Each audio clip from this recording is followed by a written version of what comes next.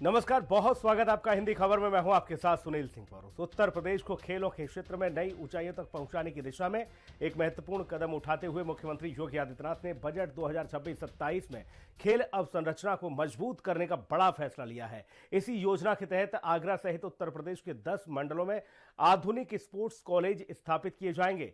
सरकार ने इस महत्वाकांक्षी परियोजना के लिए 80 करोड़ रुपए का बजट स्वीकृत किया है, जिससे प्रदेश के युवाओं को स्थानीय स्तर पर ही विश्व स्तरीय प्रशिक्षण मिल सकेगा। उत्तर प्रदेश के खेलों को नंबर 1 बनाने के लिए सीएम योगी आदित्यनाथ की सरकार लगातार प्रयासरत है और उसी दिशा में लगातार सीएम योगी आदित्यनाथ काम कर रहे हैं। और उसकी झलक इस बार के बजट में भी देखने को मिली, जहां प्रत्येक मंडल में एक स्पोर्ट्स कॉलेज खोलने का इस बजट में प्रावधान किया गया है।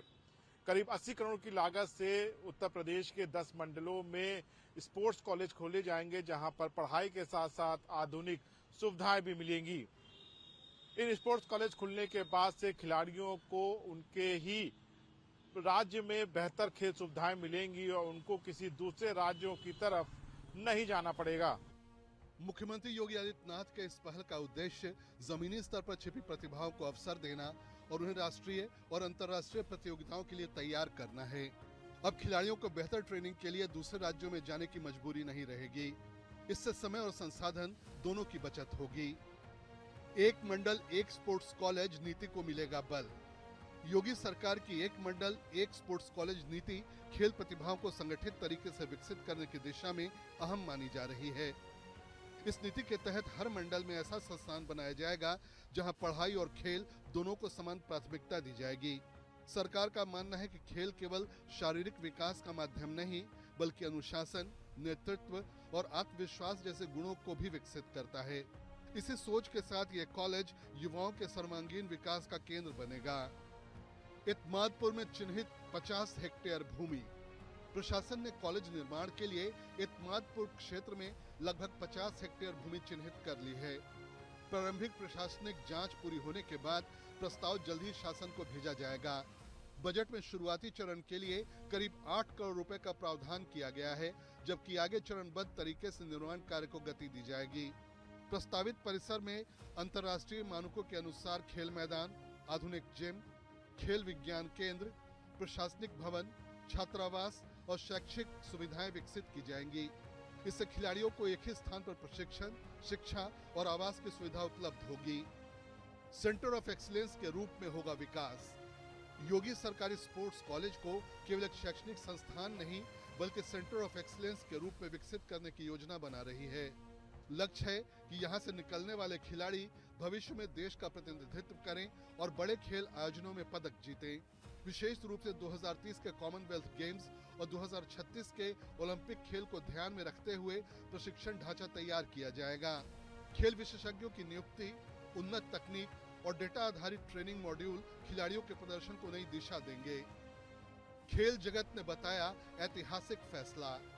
पूर्व अंतर्राष्ट्रीय क्रिकेटर और भारतीय महिला क्रिकेट टीम के चयन समिति के पूर्व अध्यक्ष हेमलता काला ने इस निर्णय को ऐतिहासिक बताया और कहा कि यूपी में प्रतिभाओं की कोई कमी नहीं है, लेकिन अब तक उच्च स्तरीय संसाधनों का अभाव था।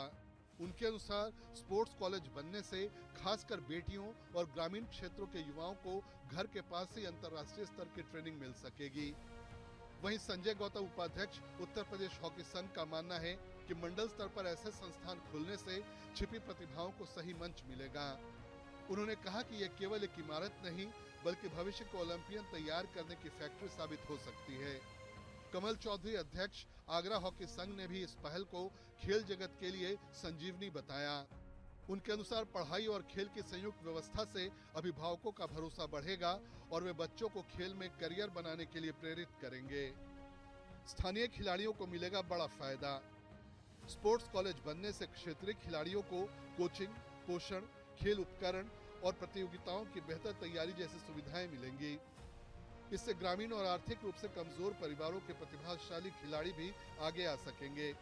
विशेषज्ञों का मानना है कि जब प्रशिक्षण सुविधाएं स्थानीय स्तर पर उपलब्ध होती हैं, तो प्रतिभाओं का पलायन रुकता है और क्षेत्रीय खेल संस्कृति मजबूत होती है। आगरा का यह खेल कॉलेज पश्चिमी उत्तर प्रदेश के लिए एक प्रमुख खेल केंद्र बन सकता है। खेलों में नंबर 1 बनने की दिशा में कदम। योगी सरकार का लक्ष्य उत्तर प्रदेश को खेलों में नंबर 1 बनाना है। पिछले कुछ वर्षों में स्टेडियम, मिनी स्पोर्ट्स कॉम्प्लेक्स और प्रशिक्षण केंद्रों के निर्माण पर जोर दिया गया।